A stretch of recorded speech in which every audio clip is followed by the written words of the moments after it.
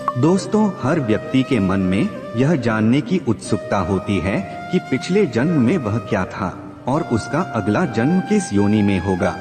पुराने समय में ऋषि मुनि तपस्या करके ऐसी सिद्धियां हासिल कर लेते थे जिससे वह अपने भूत और भविष्य को देख लेते थे। दोस्तों, ऐसा कर पाना हमारे और आपके लिए संभव तो नहीं है, लेकिन हिंदू धर्म शास्त्रों में ऐसे संकेत मिलते हैं जिससे आप अपने अगले जन्म के बारे में जान सकते हैं।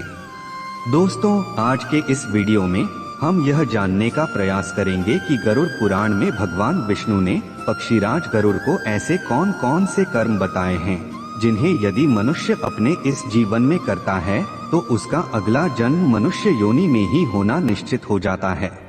इसके साथ ही आप यह भी जानेंगे कि आखिर वह कौन से पाप हैं जिन्हें करने से मनुष्य का जन्म गधे और भेड़िए जैसी योनियों में होता है।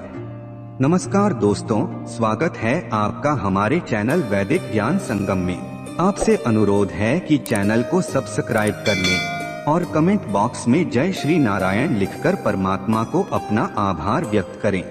दोस्तों, हिंदू धर्म शास्त्रों में मनुष्य का जन्म मिलना बहुत ही कठिन बताया गया है, क्योंकि पूरे 84 लाख योनियों में मनुष्य ही वह योनि है जिसमें सोच विचार कर सही निर्णय लेने की शक्ति होती है। इस योनि में किए हुए कर्मों से ही आपका अगला जन्म जुड़ा होता है। मनुष्य योनि में जो कर्म किए जाते हैं, इन्हें भोगने के लिए ही मनुष्य का जन्म अन्य योनियों में होता है। दोस्तों, गरुड़ पुराण की बात करें तो इसमें मनुष्य के हर कर्म का लेखा जोखा दिया गया है, जो न केवल उसके पाप और पुण्य का निर्धारण करते हैं, बल्कि मरने के बाद मिलने वाले कष्ट और अगले जन्म में मिलने वाली योनि के बारे में भी बताते हैं। गरुड़ पुराण में लिखा है कि अच्छे या बुरे सभी कर्मों के फल संसार में जन्म लेने वाले हर जीव को मिलना निश्चित है। मनुष्य का अधिकार केवल कर्म करना है, फल देना परमात्मा का कर्तव्य है। भगवान श्री कृष्ण ने भी गीता में यही बताया है। इतना ही नहीं, गरुड़ पुराण के अनुसार मनुष्य अगले जन्म में किस योनि में जन्म लेगा यह भी उसकी मृत्यु से पहले ही तय हो जाता है, और यह तय होता है मनुष्य के द्वारा उस जीवन में किए गए कर्मों के आधार पर। तो चलिए सबसे पहले ये जान लेते हैं कि किन कर्मों को करने से कौन सी योनि में जन्म मिलता है। दोस्तों, सबसे पहले आपको यह स्पष्ट कर दूं कि इस जन्म में मनुष्य योनि मिलने का अर्थ यह नहीं है कि आपका अगला जन्म भी मनुष्य योनि में ही होगा। गरुड़ पुराण के अनुसार जो अच्छे कर्म करते हैं, केवल उन्हें ही मानव जीवन मिलता है।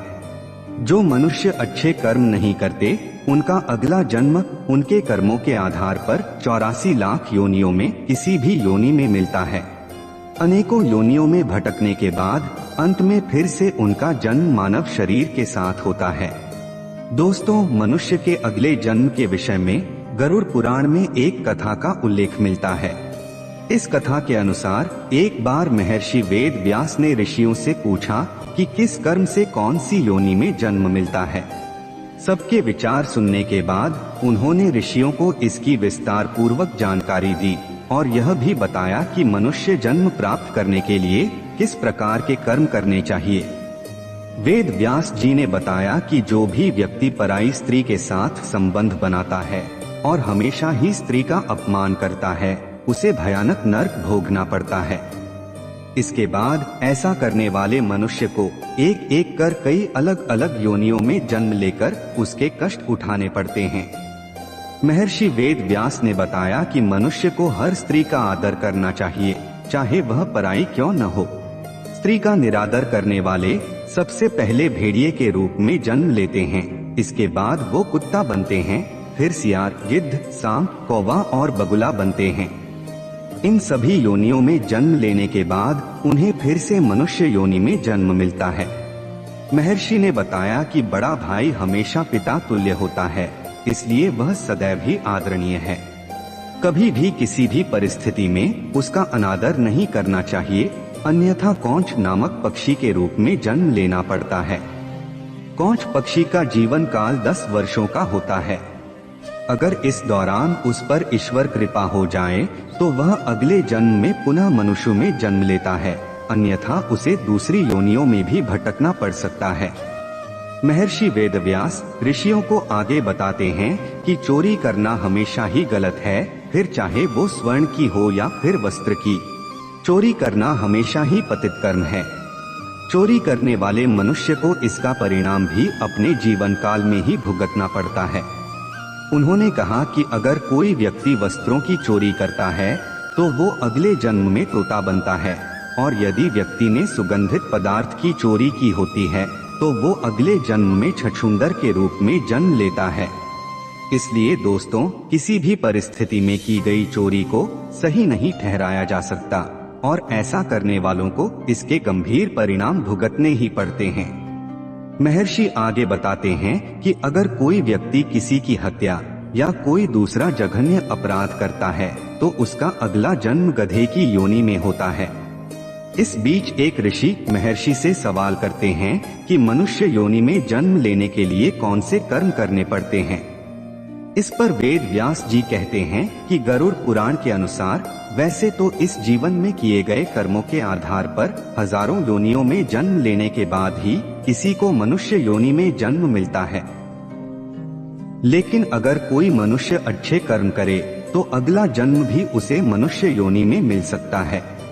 जो व्यक्ति समाज के हित के लिए कार्यशील रहता है, सदैव दूसरों की मदद करता है, पशु पक्षियों और अन्य जीवों पर दया करता है, जरूरतमंदों की सहायता करता है और बिना किसी स्वार्थ के संचित धन का उपयोग धार्मिक कार्यों के लिए करता है, ऐसे व्यक्ति का अगला जन्म भी मनुष्य योनि में होना तय है। दोस्तों, इसके अलावा गरुड़ पुराण में ये भी बताया गया है कि मनुष्य के अंतिम समय में मनुष्य की आसक्ति जिस चीज की ओर होती है उसका अगला जन्म भी उसी पर निर्भर करता है। यदि कोई व्यक्ति मृत्यु के अंतिम क्षण में किसी स्त्री को याद करते हुए प्राण त्याग देता है तो उसके अगले जन्म में उसका स्त्री बनना निश्चित है। जो व्यक्ति अपने अंतिम क्षण में ईश्वर का नाम लेता है तो वह मुक्ति के मार्ग पर अग्रसर हो जाता है। इसका अर्थ यह हुआ कि मृत्यु के अंतिम क्षण में जो विचार आते हैं व्यक्ति के अगले जन्म का आधार बनते हैं। इसीलिए शास्त्रों में कहा गया है कि मरते समय हमेशा श्री हरि सच्चिदानंद स्वरूप भगवान विष्णु का जाप करना चाहिए। दोस्तों, उम्मीद करता हूँ कि आपको समझ आया होगा कि किन कर्मों के कारण मनुष्य जन्म मिलता है। अगर ये बातें आपको समझ आई हो तो वीडियो को लाइक करें और अपने बंधु बांधवों को शेयर करें, और ऐसे ही वीडियोस को देखने के लिए हमारे चैनल वैदिक ज्ञान संगम को सब्सक्राइब कर लीजिए। सर्वे शुभम भवतु। आइए मिलते हैं अगली वीडियो में।